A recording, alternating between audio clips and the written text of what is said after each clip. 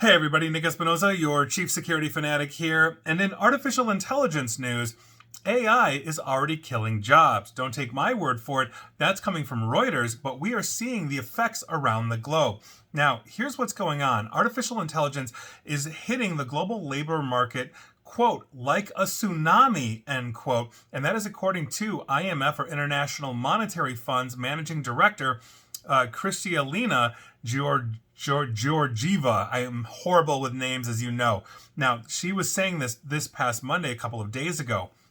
AI is likely to impact 60% of jobs in advanced economies and 40% of jobs around the entire world in the next 2 years. That is her basically talking at an event in Zurich, Switzerland. Quote, "We have very little time to get people ready for it, businesses ready for it." She was talking essentially at the Swiss Institute of International Studies associated with the University of Zurich. Quote, "It could bring tremendous increase in productivity if we manage it well, but can also lead to more misinformation and, of course, more inequality in our society."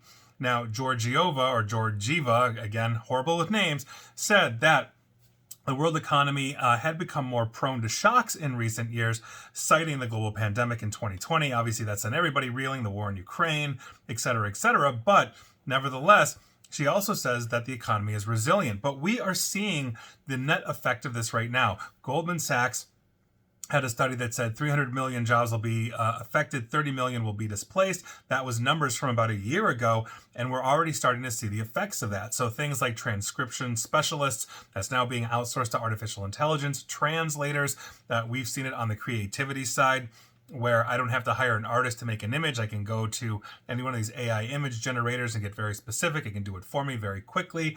I don't have to really pay for that, or at least pay what a human would be, not to mention things like personal assistants and some of the duties that a personal assistant has. So maybe I don't need a full-time personal assistant if an artificial intelligence can manage my schedule. I literally see commercials for that every day. It can manage my schedule, organize my email better, those kinds of things for me, and start taking some of that stress away from a personal assistant. But understand the longitudinal impact of this is unlike any other kind of revolution we've had in the job market. So as I'm thinking about this, think about those lamp lighters in London, at the turn of the century, 100 plus years ago, when London started moving from gas lamps across the city to electricity. The gas lighters, the lamp lighters, basically went on strike to protest this, but it took years for electricity to come in. It took decades, basically, for the world to be electrified, and to the point where I remember talking to my now deceased father, and he remembers when he was a boy, when electricity came to his village.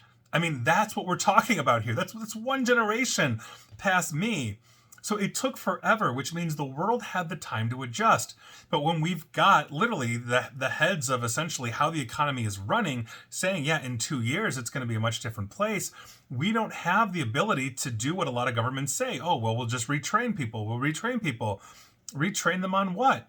Because at some point, you're going to train them to be artificial intelligence programmers or whatever. Soon enough, the AIs are going to do it for themselves. That's what we're talking about here. This is a huge issue. Not to mention, I recently did a podcast, radio segment on how AI engineers and AI personnel are already burning out due to high stress, high demands, all that kind of stuff to just keep pace with the quote unquote innovation. So this is obviously a very huge thing. And I think that as much as we've enjoyed creative destruction over the centuries as humans, we are constantly moving the ball forward. I mean, look at the horse and buggy industry. When the car came out, we adjusted to that over the decades. We had to build highways, roads, all that kind of stuff. That takes time. This is not taking time. And so by virtue of that, we are going to be put into a stressful position that, quite frankly, I don't think we were ready for. And so if we're living in uncertain times, AI is dropping a supercharger into that. And I think we have to understand how that's going to impact not just potentially us, but society in general. And if we have legions of people out of work and they don't feel like they have any kind of purpose, what happens then?